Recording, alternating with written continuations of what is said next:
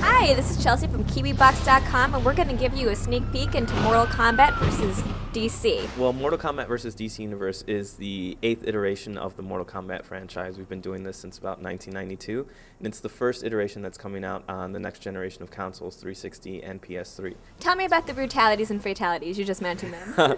Well, the DC heroes are going to have heroic brutalities. For instance, Superman kind of pounds his opponent into the ground, and they're still alive, but they've been mashed into the ground.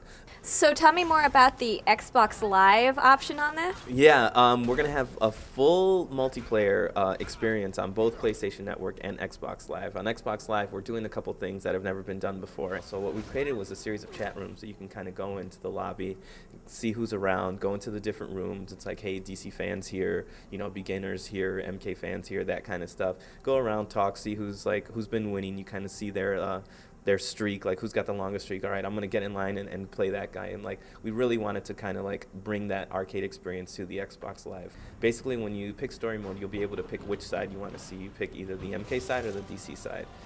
The cool thing about story mode is that once you complete one side of the story, you'll be able to pick the other side of the story and then kind of see the same series of events from the other side. So if you pick the MK side and you were Shang Tsung and all of a sudden you see the Flash, you would play the DC side and you're the Flash, and all of a sudden you're transported into hell or Outworld, and now you know how you got there. And of course, you can normally just play the versus if you want to. Exactly. We're also going to have the standard arcade ladder that we've always had in every Mortal Kombat, and we're going to have regular local multiplayer versus mode.